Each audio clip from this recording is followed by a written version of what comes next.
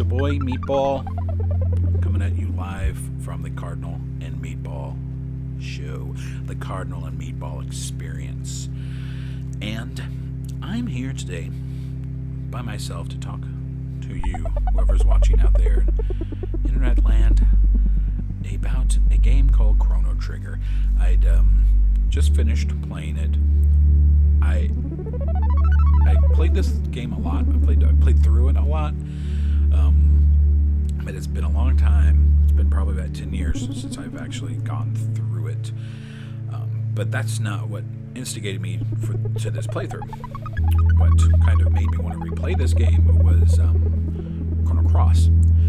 Now, I've always been a Chrono Cross fan. I love Chrono Cross. Music is great. Art style is great. The combat system is really innovative, but I don't remember a lot about the story. And the only thing I really remember about the story is that it didn't really, it wasn't satisfyingly connected to Chrono Trigger.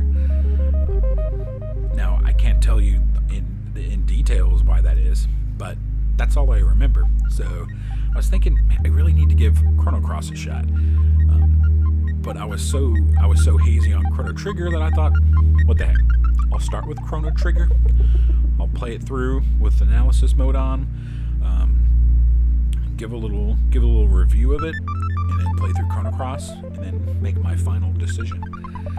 So, Chrono Trigger. Now, I mean, this game's kind of hard to review because it's been talked about to death. There's not a lot I can say about this game, but I'm gonna say a lot about this game. So the plot is deceivingly simple. It's not that complicated. I mean, it's a story about time travel, but time travel is not easy to write about. Like, it's one of the hardest plots to write. I mean, I love Back to the Future, but there's a lot of things in those movies that don't make any sense at all. But there's not a lot of plot holes in Chrono Trigger. It's a deceivingly simple, deep story. So I don't know how I'm going to do this. I just want to kind of just like touch on some story beats and just kind of comment about them, because I think this game does a really good job telling a really engaging plot. It's very good. So you open, and it's just this slice of life. And like I said, you can go to the Millennial Fair, and you can go have fun, you can go explore.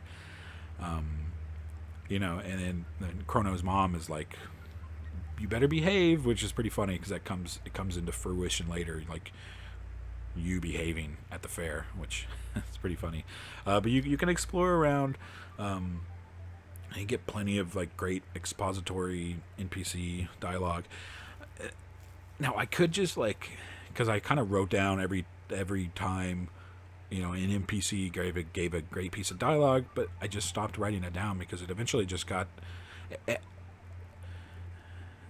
game always does a great job of using NPCs as vehicles, not just for like setting fodder. Like, it's not just they're there for just setting building, which it's fine, I guess. Like, it's fine if you want to just have NPCs just be like, this is what the setting is, but there's like uses them for like lore exposition, like hints for future events, like foreshadowing, upcoming battle strategy, like just basic characterization. Like, a lot of the NPCs get more characterization than some of the main characters in this game. It's really cool. I love when RPGs do this. Like Xenogears does this too, where it just like the NPCs they're not just there as like cardboard cutouts. Like at the end of Blazing Saddles, they're actually the things they say are important, and they flesh the theme out, and they characterize the world, and they help the player, and it's just like it feels believable. You feel like these people are there. It feels like you're like, I don't know, like living a story, and you're talking. It's like you were reading a novel and you were actually able to talk to that person that is mentioned on page 8 in the background, and they tell you some cool thing. It's super great. It's super cool. So you go to the fair. One of the NPCs at the fair, they mention, the kingdom's been through a lot. Like the war against the Fiend Lord 400 years ago. And yeah, this is just setting building, but 400 years since the last, like, terrible event? That's a lot. 400 years of peace is a lot of peace. So, like, has Guardia just become super complacent? I think they have. Now, I'm probably just reading into this. Probably just as translation, but that's what I read into it. So you go up, you run into Marl. Actually, you just run into her. This is really great because it's funny because, like, the first act of the game is kind of tricks you into thinking that you have agency, that you have control. And this beginning kind of does it because Marl doesn't run into you. You can't, like, if you just stand there, like, Marl will just like walk around you or walk through you. Like, you actually have to run into her. Like, you have to run into her to progress the plot, which gives you, like, the feeling of, like, oh man, I'm making changes. Which, I mean, turns out by the end of the game, the theme of the game is, like, all these things that you're changing in history, you're actually just fulfilling. And the game does a really good job of kind of pulling the rug out from you in the beginning. It's just really cool. One thing I noticed, I don't think I've heard anyone talk about this, but every character except Chrono and Luca all have, and maybe Isla, that could be debated, have something with their name. So, for instance, like, Marl gives a fake name because she's actually Princess Lena, I think. I forgot her real name. I just call her Marl, which is probably Marley, but I don't care. So she gives a fake name. Robo gives a fake name. Frog gives a fake name. Magus gives a fake name. Isla doesn't really give a fake name, but she's before the time of Lavos, so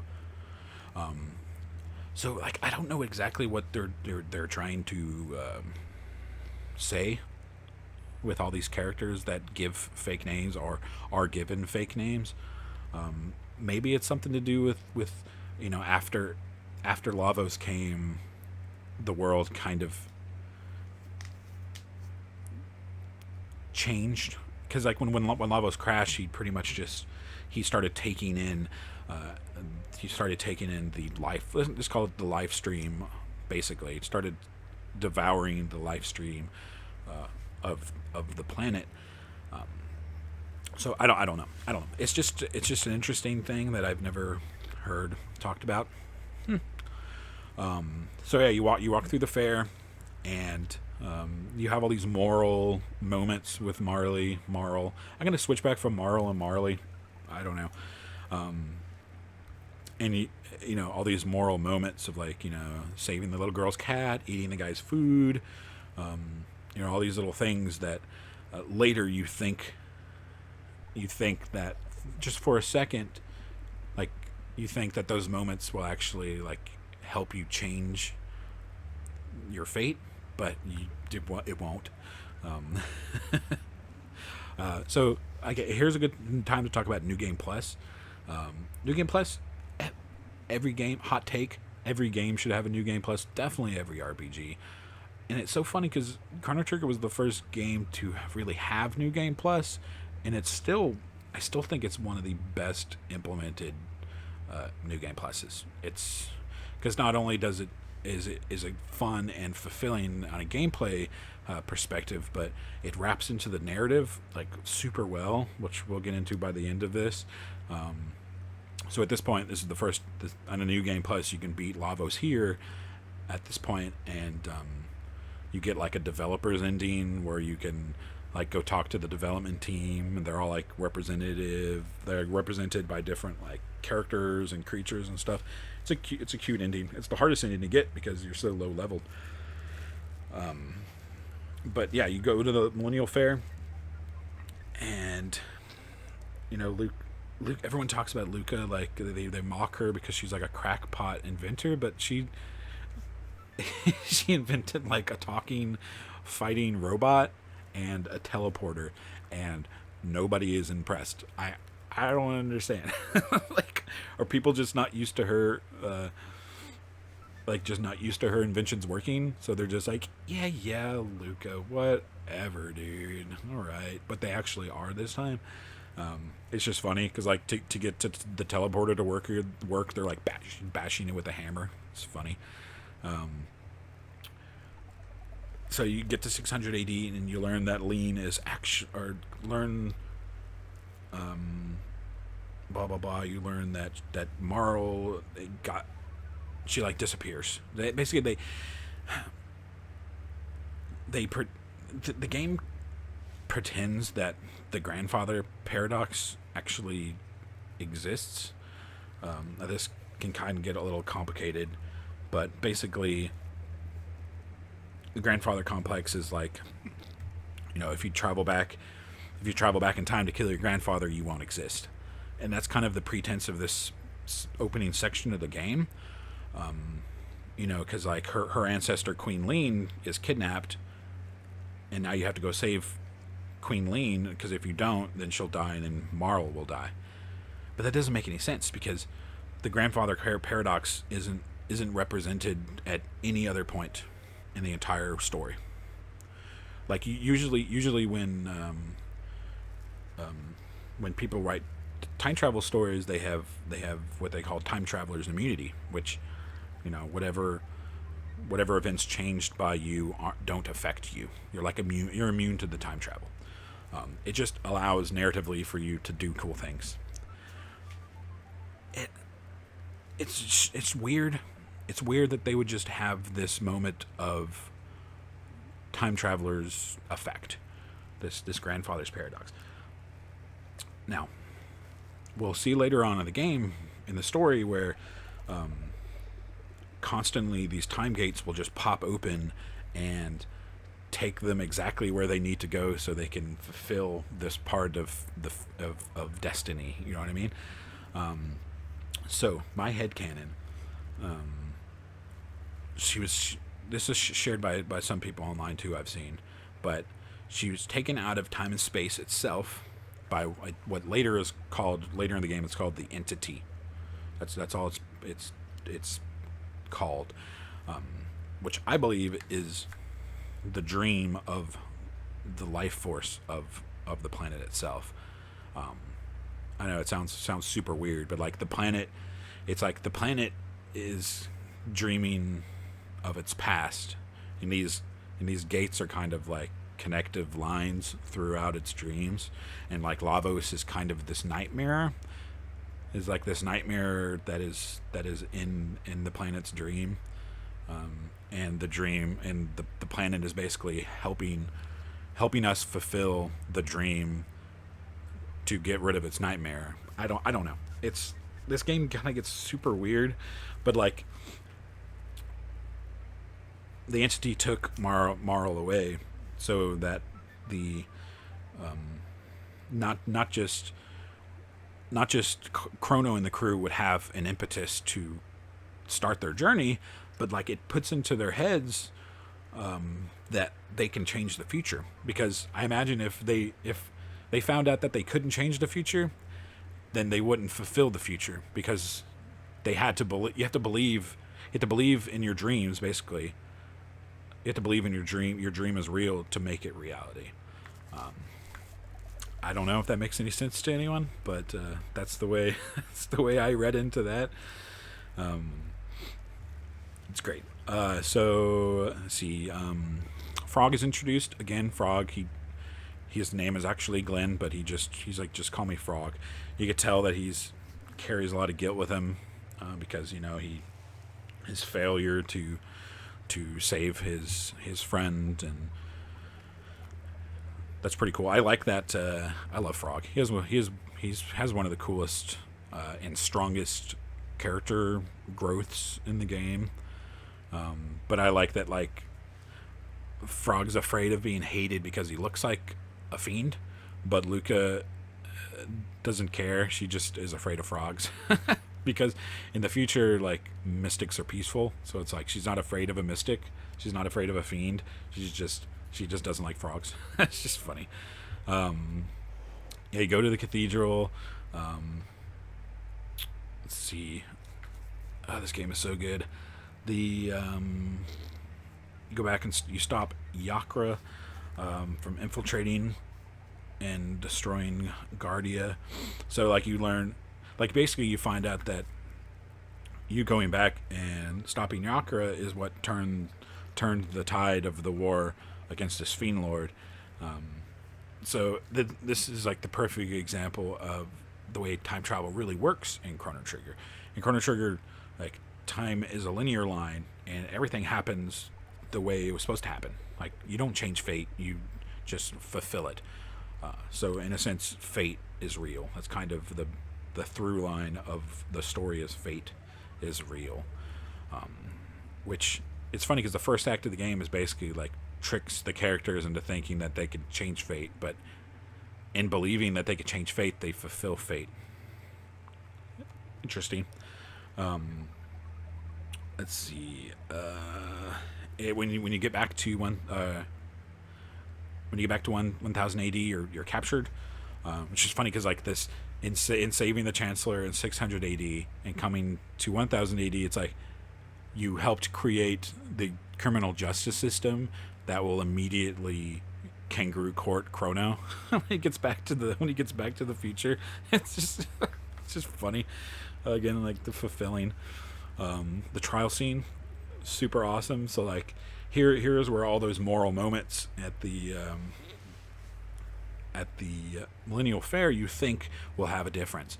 Like, from the grandfather paradox, you've learned, oh, I can change, I have an effect on the future. So you're thinking all these moral choices can have an effect, all these guilty and not guilty, like, wow, this is so cool, wow, I can actually affect the game story, but you can't.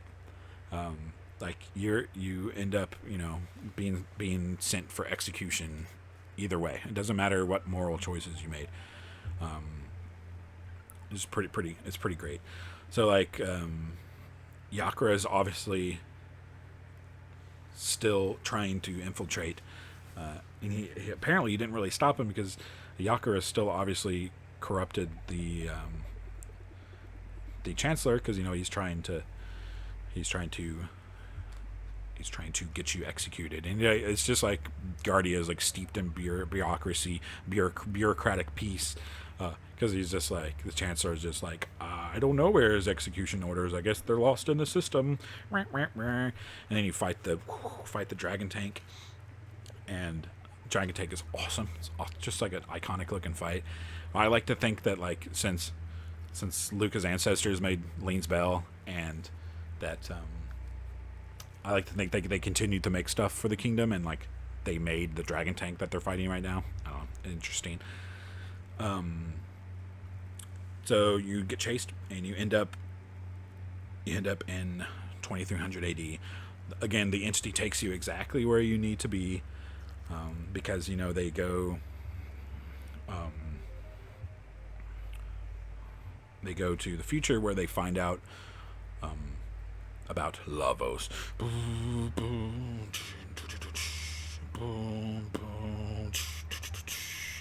Now, this is great. First, I want to talk about the Intertron, because the Intertron is awesome. Like, it's the perfect symbol of humanity's current state. Like, so in 1000 AD, thanks to Chrono, Guardia kind of has become comfortable with peace. Well, 600 AD, in helping fight off Yakura and stuff. And thanks to Luca, and her technology, how might I say this? She's kind of responsible for all like this technological growth and stuff too. And it's just like just how Guardia is kind of steeped in bureaucratic peace of just stagnancy. I don't think that's a word. Stagnancy, stagnantness. In the future, they have the Intertron, which HP and MP is restored, but you're still hungry. It's like peace reigns, but corruption remains. Again, probably reading into that, but I love the Intertron, and I think it's just a terrifying thing. Like, think about these people. Like, they've just been like they're not eating. They're just getting enough calories, I guess, to survive. And I like to think that like they don't have to sleep because of the Intertron either, so they're just like awake all the time, suffering. It's just terrifying. So you go down to the food storage area, and the first boss you fight, which this is kind of an inverse, because the first couple of dungeons have been like dungeon, boss at the end, but at this time it's like boss in the beginning, dungeon, and then you learn about Lavos. You fight this big robot called the Guardian, which is funny because you just left 1000 AD as enemies of Guardia, and then the first boss you fight, like almost immediately, is a robot called the Guardian. Not on purpose, or not accidental. That's definitely on purpose. So Guardia has become this robotic, bureaucratic system thanks to Yakra, or the influence of Yakra, 1,300 years ago. So yes, they find out about Lavos, and because of the grandfather paradox lie that the entity fed them, the crew believes that now they're able to that they are able to stop Lavos. They could change the future, but it was always their destiny to stop Lavos anyway. But they don't know that. They don't know that. Super cool. I love this game. So yeah, they Luca fixes Robo. Now she fixes him super well and super fast, which kind of leads me into believing that she is her technology kind of influenced the future, because like she probably saw Robo and was like, hey, I know how to fix that. This is kind of like my Gato. So that's interesting. And then Robo, like everyone else,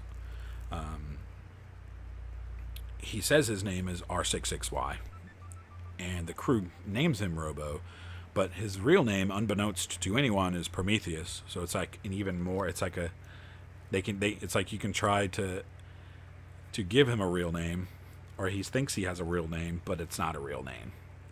He still has a fake name.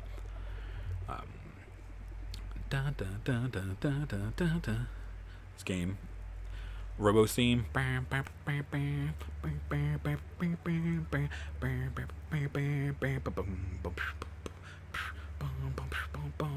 super awesome. So you make it to the end of time, right? Yes. No, wait. No, you don't make it to the end of time. You go back to 1000 AD. We go to the end of time, and you go to 1000 AD, and it pops you to where the Mystics live. And the Mystics really hate the humans, but like you happen to pop into a Mystic's house where they like humans. It's like, what are the odds of that? Thanks, entity. And then you're basically in the midst of the great war between Guardia and the Mystics. And you fight on that bridge, and you fight Zombor, and like Zombor is like this amalgamation of Guardian soldiers' corpses. Like, you can tell that this game was like made by the Enix team as well, because the game has a lot of Dragon Quest moments where it's this really like actually disturbing, like disgusting thing, but it's presented real light. Like, oh, that's so Zombor. It's a giant like skeleton made out of dead bodies attacking you. That's disgusting.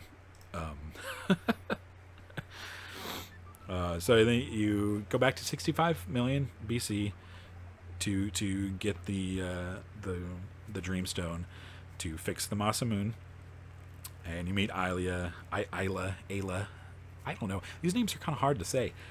And again, she's the only one who says her real name. I think that's because that she was born before Lavos. And then they have their party. They have their jungle rhythm dance, which is really funny because in the Millennial Fair, you can go dance the same jungle rhythm dance with Marl, and then you go back in time and you dance with Marl's ancient ancestor. You dance to the same song. It's funny. So you get the stone. You fix the Masamune.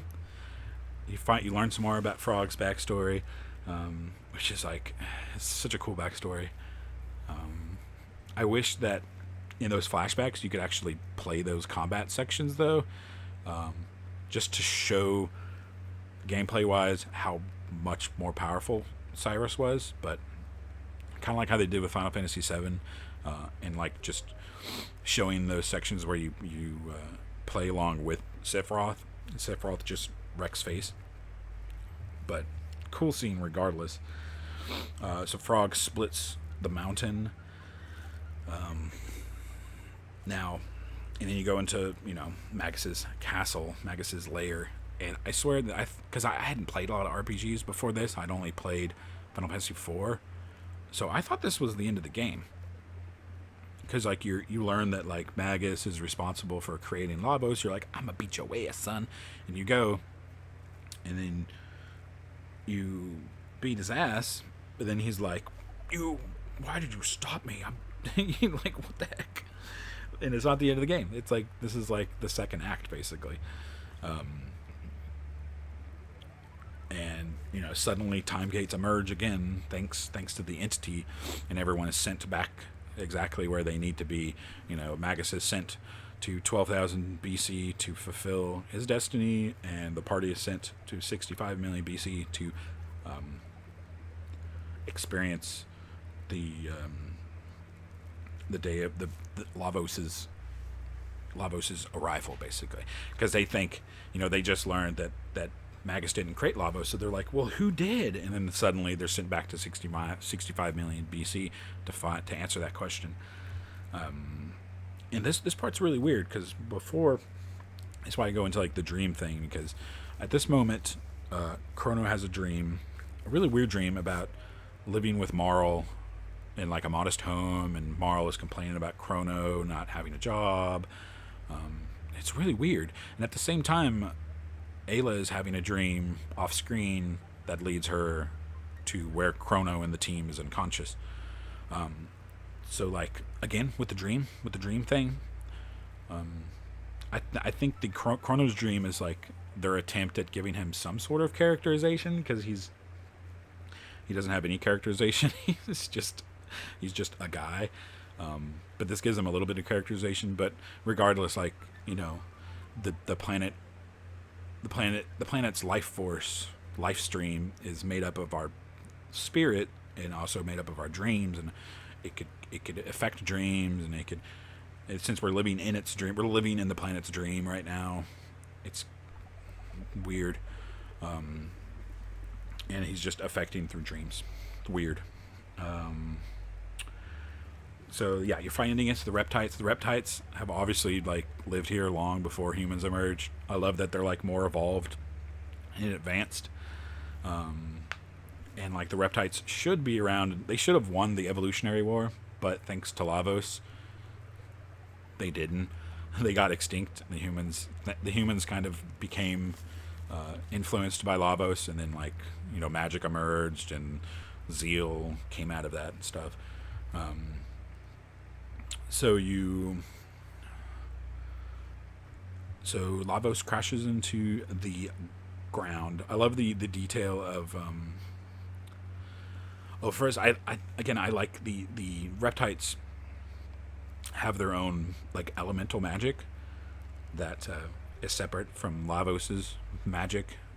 It's just an interesting distinction, because like the leader of the Reptites have like She has like telepathic powers and stuff. It's just it's interesting to see what would have been possible without Lavos's intervention. Like, makes you think.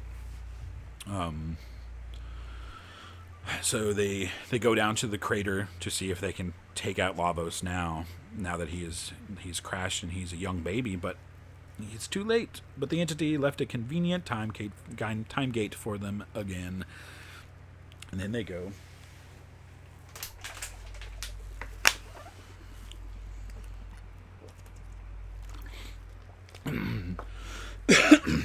And then they go to 12,000 BC to the Kingdom of Zeal. Kingdom of Zeal is just, it's awesome. I love it. Again, this goes more into dreams. Because the Kingdom of Zeal, like, they have, like, this city in Zeal that's all about the study of dreams. So, like, it keeps going into this theme of dreams. You know, the entities, the planet's dream, and Chrono's dream, and Alia's dream, and the Dream Stone. And now they have the city that studies dreams. Like, they have, like, all these people sleeping in beds, and they're, like, studying dreams, like Inception or something like that. It's pretty cool. And, you know, again, you learn some really great lore expository stuff in this section of the game. The NPCs are really cool in this area. This is my favorite area in the game, just because it's the most innovative. It's the most, like, interesting and original section. It's kind of like that like ancient civilization that was actually more advanced than we are now kind of concept. So you see that a lot in JRPGs, but rarely do you get to go back in time and actually like get to see it in their prime and watch it fall and stuff. So that's pretty cool. So yeah, you learn about they have their own Intertron things, these springs of recovery, but there's no need for them. Like, it's so peaceful in Zeal. It's I don't know. It's like it's just a nice way to show like Zeal is like this land of decadence where like they have these springs of recovery for no reason. It's for no reason. Like there's no need to use them ever. Just interesting. So with Zeal, they've created this have not society with the magic users and the not magic users. And now that the reptiles have died off, Lavos's magical influence kind of like I think because here's the way I see it. Lavos crashes, just destroys the reptiles. The humans use the reptiles' technology and elemental magic. They take it and they evolve, and then Zeal is created. But then the queen creates this mammon machine that basically like is this man-made Lavos for all intensive purposes, that sucks energy from Lavos, which Lavos is sucking it from the earth. So they're like, we don't need that earth base. We're done with the earth. Okay, we got Lavos now. And like Zeal even makes like a religion around Lavos. It's all. I wish it was kind of explored a little bit more, but it's pretty cool. I enjoy the Mammon Machine. So they go in, try to stop the Mammon Machine with this dagger made from Dreamstone, and they Chrono stabs the Mammon Machine, and in doing so at that moment he forges the Masamune, so that's the birth of the Masamune. It's pretty cool. I really like that detail. So, and you get to go back. You get the. You get captured, and Shala attempts to rescue you, but then this mysterious stranger, who turns out to be Magus, who's actually Shala's sister, and like takes you and like throws you back into the time gate to 65 million BC. And you go to 2300 AD. You get the epoch. The epoch is freaking awesome. Yes, yes. When it flies, it's so great. And you go back to 12,000 BC. I'm gonna try to hurry up here. There's a lot of notes, but I'm just kind of trying to shorten it down for you guys. So yeah, you go back to the you go to the Ocean Palace, which is where the Mammon machine is, and you just get stomped. Like this is the part where Chrono jumps in front of Shala and gets killed. And then, it's just super heavy scene, and then right after, like, there's like these funny easy sections with Dalton, and it's pretty funny. And you get the flying epoch, which is just the freaking coolest thing ever. Now this is kind of the end game. So you have the black omen, which is like the Ocean Palace rising from the ocean, and you can get the clone, you can get Chrono back, or you don't have to. And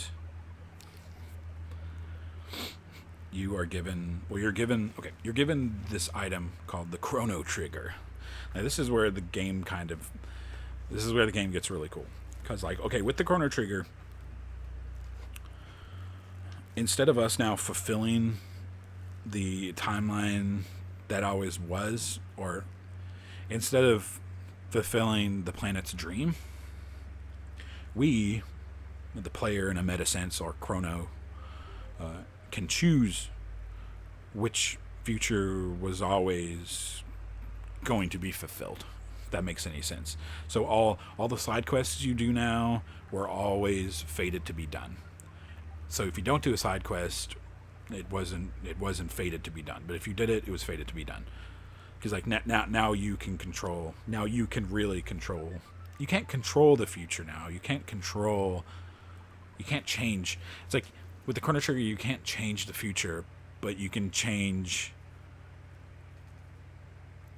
what was always going to be. If that makes any sense. So like the first part of the game is like, we were inside the planet's nightmare fighting off Lavos. Now with the power to dream ourselves with the Chrono Trigger, now we can choose a future. We can choose which future always was. We can make any dream reality, basically. So I hear like all the side quests.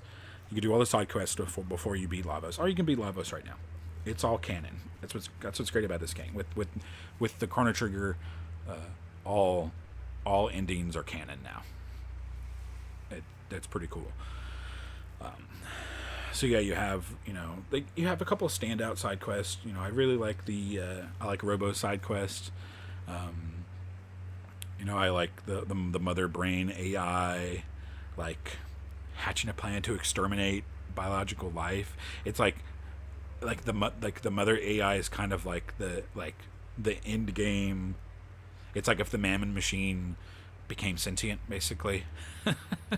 It's like the human created Lavos. Like the Mother Brain AI is like the human created Lavos. So like even after Lavos destroyed the Earth, his legacy lives on, thanks to humans.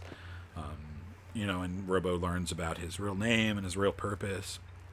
I like that side quest a lot. But most of the side quests, either they flesh out the characters, they finish whatever arc has like Frog lets go of his past. Ayla establishes her people. Marl's is cool, but hers is like a personal crisis. Like she has to stop Yakra once and for all, and saving her father from execution. That was a cool one. Now my favorite one, at least lore wise, is the forest one. Now this one's really cool because you leave Robo. This is another great gameplay narrative interaction. You leave Robo behind to till the forest for 400 years, and he does it. And he likes like you set him on. He's like, okay, Robo, we need this forest tilled. We're just gonna leave you here for 400 years. We'll see you in 1000 AD. So you go to 1000 AD, and like they've built like a shrine devoted to the forest and to him, and like you go and fix him up and stuff. And they have this really great campfire scene. Probably my favorite scene. One of my favorite scenes in the game, where Robo starts talking about his theory on this entity. Of course, you leave a sentient creature alone for 400 years to think he's gonna come up with some theories. So he comes up with this like everything that's happened is like some type of outside force that's been helping us, and it is really cool. It's really awesome. So like everyone goes to sleep, and Lucas wakes up, and there's this gate waiting just for her, obviously by the entity. And then she has like her little background about she's given the choice to save her mother from being paralyzed or not. That's pretty heavy. And then you get out of the time gate from there, and Robo is like mentions something about it, like he was there. It's like, how does he know? Is he the entity? No, I don't think he's the entity. That would be a crazy theory, right? He's been advancing his consciousness for 400 years, so he's like the entity now. That wouldn't make any sense, or would it? There are some DS only side quest stuff, like the Lost Sanctum, which is not good. It's just not good. The quest structure is bad. It's long and tedious. The story doesn't add anything. It's a shame that it's so bad. So you did all the side quests, or not. You don't have to. But if you do all of them, go to the Black Omen. Dun, dun, dun, dun, dun, dun. Black Omen, they kind of treat like the sealed chest, so you can like multiply your gains by like defeating the Black Omen in 1000 AD, and then going back, and because it existed between 12,000 and 1000, so you can beat it in 1000, go back to 600, and then go back to 12,000, and you can basically beat the dungeon 3 times. But if you beat it in 12,000 BC, it won't exist in 600 or 1000 AD. It's just like just a cool little detail. It's just cool. In the Black Omen, you fight this elder Lavo spawn that pops out of this time gate. What is this about? Like, he just pops out. And so my headcanon is that's the first spawn of this planet's Lavos, who has collected enough power and potentiality, or devoured enough of the Earth's dreams in the future, that it's able to time travel within the Omen, which the Omen to me is kind of like the Black Omen is like a manifestation of Lavos' dream, or the Earth's nightmare, because like Lavos takes in potentiality, he takes in the life stream, and the Earth's dream becomes Lavos' nightmare. So if the entity can manipulate time in the future, Lavos can too. So he sends back, the Elder Spawn sends himself back to stop the crew from beating his mother, basically. But it's not going to work because we're going to kick his ass. The Black Omen is really interesting. And then you go further, and then you see your party, like all your party members in these glass tubes. Like, what is that about? Like, are these versions of the characters from other timelines who have failed fighting against Lavos? Or like, what is this? What's going on? I don't know what that is. I don't know. So you fight Lavos. Lavos is basically like a boss rush for the most part. Not a great boss rush, like mechanically. It's not that fun of a boss rush, but I like it conceptually, because it's like, since Lavos can like consume ideas and potential and dreams, like it makes sense that fighting him, like he would be using these forms of all these important enemies throughout history. It's pretty cool. I like that. I like Lavos in general. It's like physically Lavos is like an apple seed inside of an apple. It's like the outer skin, which is like this magical biological shell, and then inside you have like this thing. It almost looks like the Man Machine, but it kind of looks like Cell from Dragon Ball Z. But it's like this biomechanical armor thing, and then inside that is this just ineffectual looking like Geiger cosmonaut alien, this like chicken alien, just this unassuming thing. But not even that is the true Lavos. The true Lavos is like one of the little insignificant pods on the right of this chicken astronaut. And this is so perfect because it fits Lavos so great. Because like Lavos is not strong. Like Lavos has never been strong. Like all of the damage and terror that Lavos has ever done is been through using others. Like he is the ultimate parasite. The only power he has is to revive its shell, basically. That's all. That's the only thing it does. Because if you because like in the battle, like you attack, you kill the chicken astronaut, and then you kill the other pod, and you attack the real Lavos, the little tiny seed. The only thing it can do is just revive its other parts. Like it doesn't do anything. Like Lavos is ineffectual. It's just it's awesome. I love it. So so great. The ending. Is this the canon ending? Let's see. Yes. To me, this is the canon ending. So you defeat Lavos after getting Chrono back and using the Black Omen to reach Lavos. You're great. You have all the people come together from all the times to celebrate. You're at the Millennial Fair, and it's so great because like this whole game took however long the fair lasted. So like the whole game has only been like a couple of days or a week at most. It's great. So everyone comes together and leaves to their own times. Like Robo and Luca's goodbye is especially heartwarming. Magus is sent somewhere to search for Shala, 12,000 BC or 600, I don't know. Robo is sent back to 2300, but since the future has changed thanks to the Chrono Trigger, what happened? Because so now there's two 2300 ADs, because with the Chrono Trigger we've been able to make a new Destiny. So he's probably going to the new 2300 AD. What happened to the old 2300 AD? Does it exist anymore? Is that I don't know. Maybe I'll find out in Chrono Cross. But yeah, then Chrono's mom chases Chrono's cat into the time gate, and they jump on the epoch and find her. It's just a silly ending.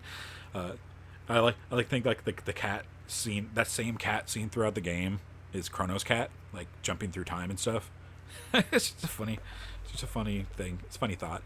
So yeah, then they play that amazing ending theme song. They have Mode 7 and stuff. It's great. The DS version gives a cool cutscene where Chrono and Marl get married, as does Ayla and Kino. Frog is turned back into Glenn. Which, does that mean Magus is dead? Or he removed the curse? I don't know. He's formally knighted. Luca finds a little blonde baby holding what looks like Shala's pendant. Is that a baby Shala? Sure looks like it might be. And again, like all the new game pluses. So this is going back to the new game pluses. There's so many different endings that you can get, which depend on at what moment you defeat Lavos. All those exist somewhere, because with the Chrono Trigger now you can create destinies, you can create realities, you can basically split the timelines now. So they exist somewhere, which is really, really cool. So the last part of the game, which is the DS only dungeon, the Dimensional Vortex, it's pretty cool. It's a lot better than the Lost Sanctum. It's more varied. You go and meet these like different copies of different like copies of yourself from other timelines, I guess, from like other like collapsed timelines or something. And then like you fight Dalton, and you beat his ass, and he's like, I'm gonna go to, what does he say? He's like, I'm gonna build a giant army and pour and destroy your kingdom. And it's like Chrono Cross connection, because I do remember that from Chrono Cross. I remember Poor taking over Guardia, which I always wondered how that could possibly happen, because Poor is a really small town within the the kingdom of Guardia, and it's like, well, what happened? Dalton happened. So that's kind of cool. So yeah, you go to after you beat the dimensional vortexes, you can go to the end of time and you can fight. You can go to the bucket of the Day of Lavos, but there's another place called Time's Eclipse, and you enter there and you see another version of Magus, whoever that, like from some other timeline or something, fighting this big, large Lavos, like this big red Lavos with Shala floating on top of it, which I do remember that from Chrono Cross. I remember the final boss being a Lavos thing with Shala on it. So like I said, I don't remember a lot about Chrono Cross. We're gonna find out. But yeah, you fight him, and then Shala sends Magus to some unknown time, probably back to 1000 AD. She sends him back to some place with amnesia. And then, they have an anime ending that shows in the near future where Kingdom of Guardia is destroyed, the Masamune is lost. It's pretty bleak. It's a pretty bleak compared to the original SNES ending. This DS ending is very bleak, but it's also really awesome. I think they added those things in to connect it further to Chrono Cross. So I'm kind of excited to see what Chrono Cross can offer. Because again, I don't remember a lot about Chrono Cross. I remember a few details, but yeah, that has been my talk about Chrono Trigger. Fantastic game. I want to play it again, which is great about New Game Plus, because I can just play it again. But I'm on to play Chrono Cross. So yeah, thank you for watching. I love you.